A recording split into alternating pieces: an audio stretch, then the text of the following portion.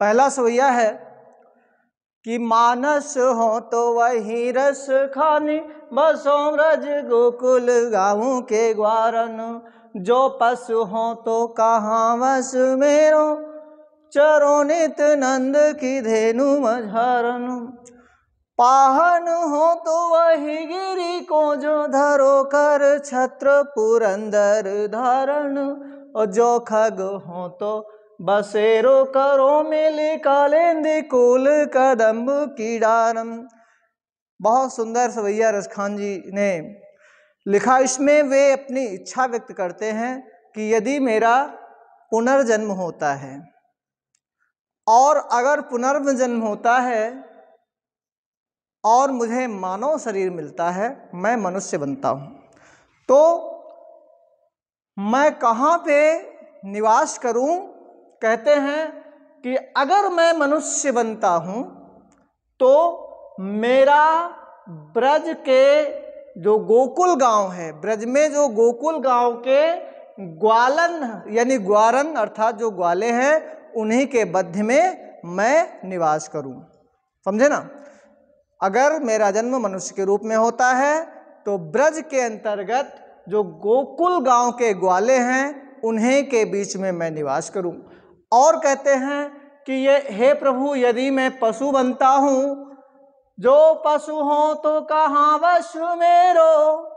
यदि मैं पशु बनता हूं तो चरोनी तीनंद की धेनु मझारन। मझारन का अर्थ होता है बीच में, ठीक है। मझारन का क्या अर्थ होता है? बीच में। मझारन मीन्स होता है बीच में, बीच में। और यदि मैं पशु बनता हूं तो नंद बाबा की धेनु मीन्स क्या होता? गाय, ठीक है। गायों के बीच में चरा करूं, ठीक है। यदि मैं पशु बनता हूं तो नंद बाबा की गायों के बीच में चरा करूं। तीसरा कि पाहनी हो तो वही गिरी को, जो धरो कर छत्र पुरंदर धारण।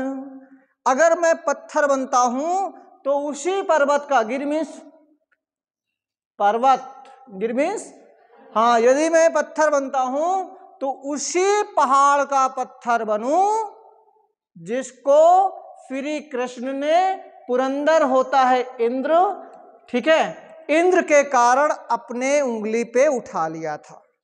समझ में आ रहा? हाँ। और अंतिम में कहते हैं कि जो खग हो तो बसेरी करो।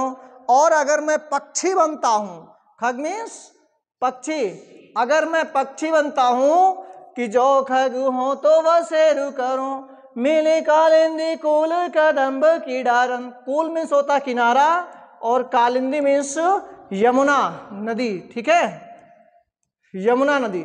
यदि मैं क्या बनता हूं? पक्षी बनता हूं तो यमुना नदी के किनारे कदम्ब के जो वृक्ष है, उन्हीं के डालों पर मेरा बसेरा हो, ऐसा रसखान जी कहते हैं। तो आइए अगली सवैया देखते हैं।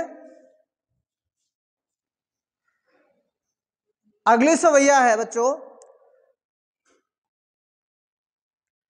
इसमें एक गोपी दूसरी गोपी से कहती है, क्या कहती है?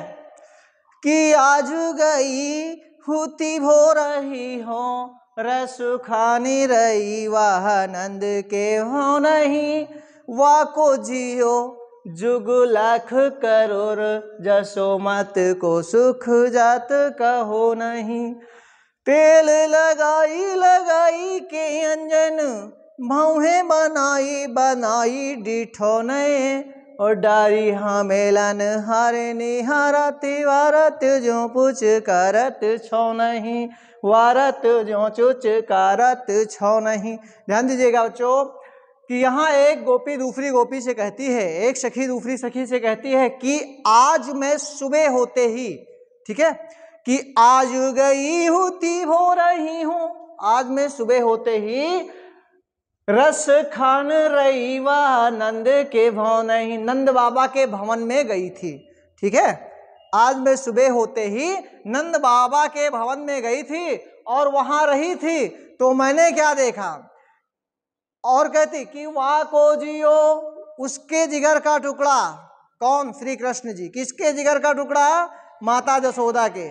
ठीक है, कि वाह को जियो जुग लाख करोड़, उसके जिगर का टुकड़ा अर्थात कृष्ण हमेशा लाखों करोड़ों वर्षों तक जीता रहे। और उसे देख करके माता जसोदा को जो आनंद प्राप्त होता है कि जसोमती को सुख जात काहो नहीं, उसके सुख का वर्णन नहीं किया जा सकता। ठीक है, उसे देख करके माता जसोदा को जो सुख प्राप्त होता है उसका वर्णन नहीं किया जा सकता। आगे कहती माता जसोदा बालक कृष्ण को कि तेल लगाई लगाई के अंजन, तेल लगाती हैं और उनको काजल लगाती। अंजन मीन्स क्या होता है? काजल होता। क्या होता है?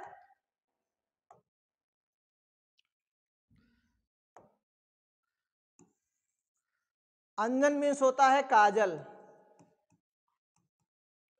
ठीक है, कि तेल लगाई लगाई के अंजन, तेल लगाती हैं और काजल लगाती हैं तथा भौहों को संवारती हैं और काजल का टीका लगाती हैं। डिठौने मीन्स बच्चों टीका होता है।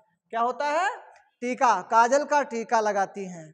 ठीक है, बालक कृष्ण को तेल, काजल और भौहें बनाती हैं तथा काजल का टीका लगाती हैं।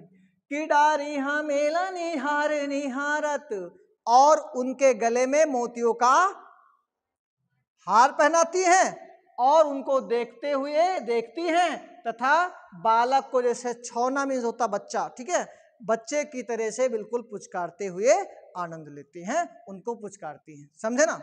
तो ये तुम्हारा दूसरा सवैया था। आइए तीसरा देखते हैं। अगर किसी को कोई प्रॉब्लम है तो आप लोग कमेंट करके बताइएगा। बच्चों तीसरे पद में वर्णन है रसखान जी का।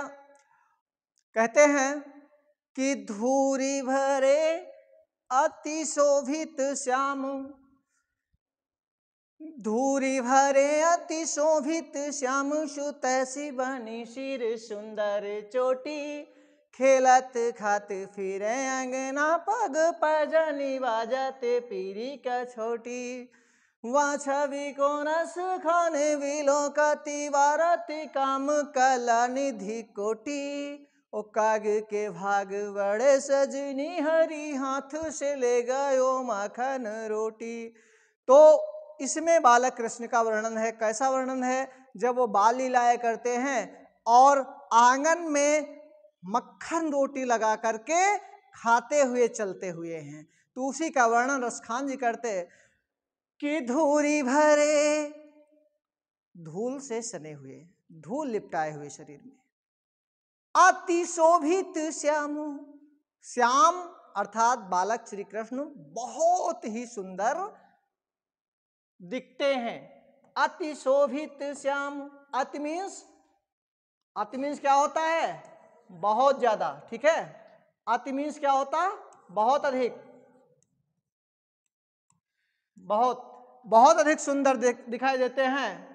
और तैसी बनी सिर सुंदर चोटी, वैसी ही सुंदर उनकी चोटी विराजमान है।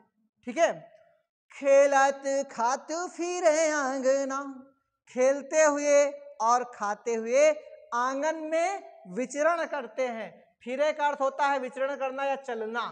ठीक है, आंगन में विचरण करते हैं कि पग पैजनी बाजत, पैरों में पैजनिया अर्थात पायल बज रही है और पीली धोती पहने हुए हैं।